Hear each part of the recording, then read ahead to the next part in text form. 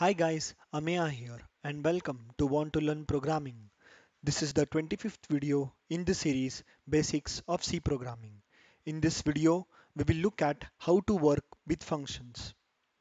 For this video, we will be taking an example of the user giving two numbers as input and then specifying whether to add, subtract, multiply, divide or take modulus of the two numbers. It's the similar program that we had written in the switch case, but here we will write the program using functions. The program will have six functions. One will be the main function. As specified in earlier video, the main is also a function, and we will also create five functions, each for add, subtract, multiply, divide or take a modulus. The function declarations are made at the start of the program, just after including the header files. So, while positioning the three parts of functions, the function declarations must be made at the start of the program after the header files #include stdio.h or others. The function definitions can be written before or after the main function, that is outside the main function, but before or after the main function. But in this program, we will m- make the function definitions after the main functions. The function call can be made inside the main function, or the function call can be made inside any other function. That is, function calls can be made inside other user defined functions as well. So let's start with the program.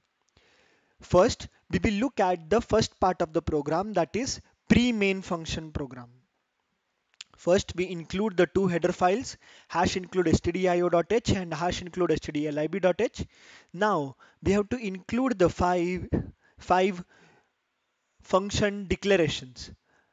First, int addition, int a, comma int b. That is, the return type of this function will be an integer, and while calling this function out, we will be giving two integers, that is a and b, as input to the function. Similarly, we will do the same thing for subtraction, multiplication, division, and modulus. The division here is the integer division, not the complete division, but finding only the quotient, and the modulus will give you the remainder. So these are the five functions that we are going to define afterwards. So the next part of the program will be the main function. First, we will write the int main function along with the two flower braces. We will declare two variables a and b for the numbers, and we will also be declaring comp for saving the computation and s for saving the choice given by the user. Next, we will ask the user to enter two numbers a and b. Next, we will ask the number to give the choice, that is enter 1 for addition, 2 for subtraction, 3 for multiplication, 4 for division and 5 for modulus of a and b, and we will receive that number as input. Next, we will write the switch case statement, that is switch s, that is s will be the number 1 2 3 4 5 6 number, and we will use the flower braces. The case 1 would be computation is equal to addition of a and b. This is the function call. We remember that addition had the return type as int. So comp is the variable in which the addition of a and b will be stored. This a and b are the parameters which are sent from the main function to the addition function. The main function here, as the function call is made in the main function, the main function is called as the calling function, and the function addition is called as the called function. Next, for case 2, computation will be the subtraction of a and b. So a and b are the parameters sent to subtraction function, and the return of value from the subtraction function will be set to comp. So here the called function is the subtraction function and the calling function is int main. The next case is for multiplication, similarly division and modulus. So here these functions are all the called functions and main is the calling function.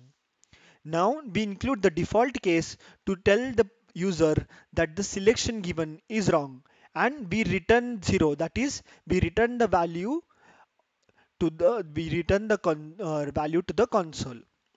Next, if the result we get a result, we print saying that the result is %d and this comp is passed to the printf function. Next, we return 0 the value so that the control will be moved on to the user. Next part of the program, we will look at the user defined function. The addition function, that is int addition, int a, int b, we receive a and b from the user. We will first declare an add variable, add is equal to a plus b, and return add. What will happen is this add will be returned to the previous thing. That is, it will be returned here, and that add value will be sent to this comp values. That is, comp will have the value of add. Next, similarly, we'll go to the subtraction thing. In subtraction, we do sub is equal to a minus b and return the sub to the comp present in the main function. Here, in multiplication, the value of mul is returned to comp and the comp will become equal to the value of mul. Now, let's look at the division function. The division function, first we declare int div. Now we know that while division, that is a divided by b, b should not be equal to 0. So we will check the condition. If b equal to 0, then we print that division cannot be done as b equal to 0, and we use the exit 0 statement. The exit 0 statement abruptly terminates the program and the goes back to the user.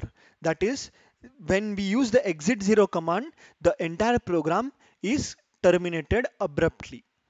So if the b is not equal to 0, then we first do div is equal to a divided by b and return div. This div will go to the comp in the main function. Similarly, for modulus, we check if b equal to 0, and if b equal to 0, then we'll write the printf statement exit 0, and if this is not the case, then we do the mod a percentage b and return the mod, and this mod value will be equal to the value of comp will be equal to mod. So try to solve this program and try to execute the same program in code blocks. Now let's look at the practice questions. Try to solve these practice questions so that you get a grip on how to write functions. So if you like this video, click on like, share and subscribe. Thanks for watching. In the next video, we will look at introduction to pointers. Thank you.